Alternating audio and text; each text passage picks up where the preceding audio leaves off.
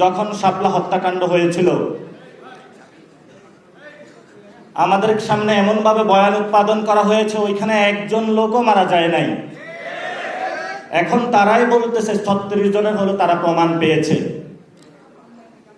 সেই সময়কালে তারা এটার নাম দিয়েছিল নারকীয় হত্যাকাণ্ড, সন্ত্রাস নাম দিয়েছিল, তাণ্ডব নাম দিয়েছিল তারা।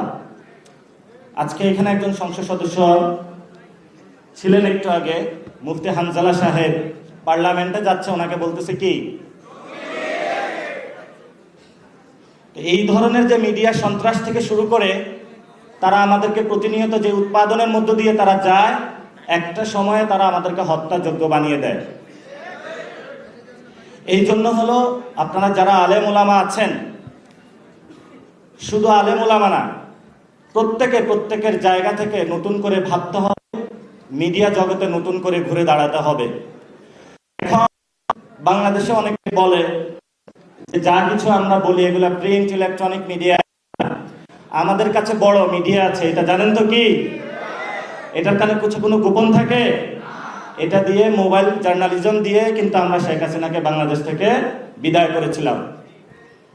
এবং যেই কোনো ঘটনা এখন ঘটে এটা বিদ্যুৎ গতিতে সবার কাছে ছড়িয়ে যায়। এই জন্য যারা মিডিয়া ভাইরা রয়েছেন, আল্লাহর রাস্তায় আপনাদের কাছে অনুরোধ, আপনারা তো করেন না, আপনাদের যারা মালিক পক্ষ রয়েছে, যারা জীবন আকাম কুকাম সন্ত্রাসী চাঁদাবাজি দুর্নীতি করে টাকা ইনকাম করেছে, এখন তাদের শখ হয়েছে বাড়ির সামনে হলো একটা দারোয়ান রাখা, সেই জন্য তারা একটা মিডিয়া এজেন্সি খুলে দেয়।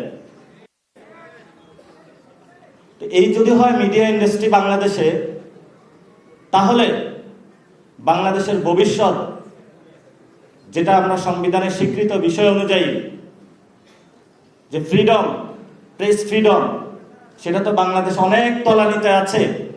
তাহলে সেটা থেকে আমরা কিভাবে মুক্তি পাবো, এটা আমাদেরকে মন্ত্রী মহোদয় দিক নির্দেশনা দিবেন।